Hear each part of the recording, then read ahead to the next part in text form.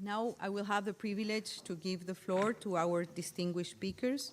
Our first speaker today is His Excellency Mr. Nana Akufo-Addo, President of Ghana. Excellency, I am honored to have you with us today. Under your leadership, your government has launched an unprecedented education reform to guarantee accessible, equitable, quality, and life-changing education for all young people. You have the floor, sir. President of the General Assembly, President Uhuru Kenyatta, Excellencies, fellow panelists, young people.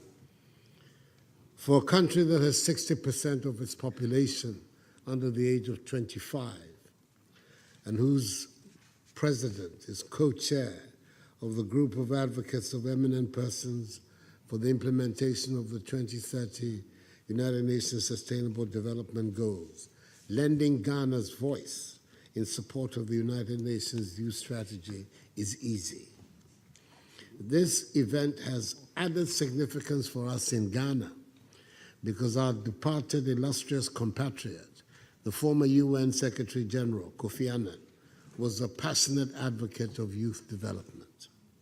He rejected the characterization of the youth as, quote, a disinterested insular group, unquote, but observed rather that, quote, young people with their dynamism, their energy, and their inherent understanding of our interconnected world have much to teach us, unquote. As President of Ghana, I subscribe fully to these views.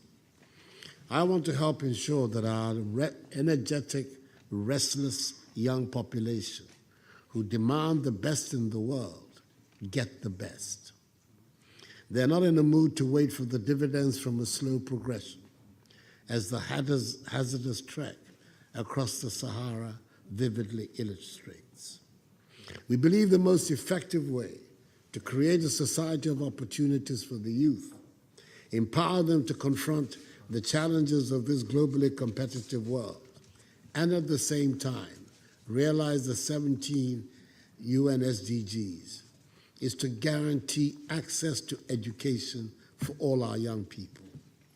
That is exactly what we're doing in Ghana through our policy of free senior high school education. Beginning September last year, we removed one of the biggest obstacles that stood in their way, cost.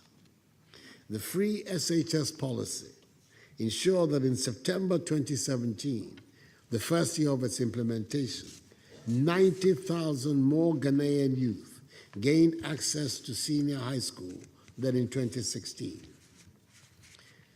This year, the number has doubled, with 180,000 more young men and women entering senior high school.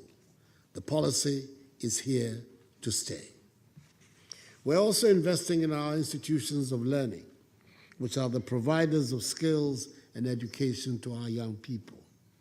No nation, we all know, can afford to marginalize the youth, the very group that makes up the chunk of its labor force. Education, in our view, is the key. All over the world, access to education is helping in the growth of democracy and political stability. It is allowing citizens, particularly young ones, learn about their rights and responsibilities and helping them acquire the requisite skills and knowledge to exercise them. If we are to ensure that the UN Youth Strategy succeeds, then together, let us guarantee the youth of our respective countries, irrespective of the circumstances of their birth, unfettered access to education. Ghana will continue to remain an active and dedicated partner to the United Nations in the implementation of this strategy.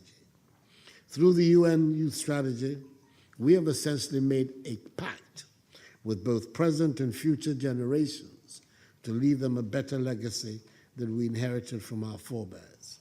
Let our generation be the measure of history. I thank you, Madam President, for your attention. Thank you very much, Excellency.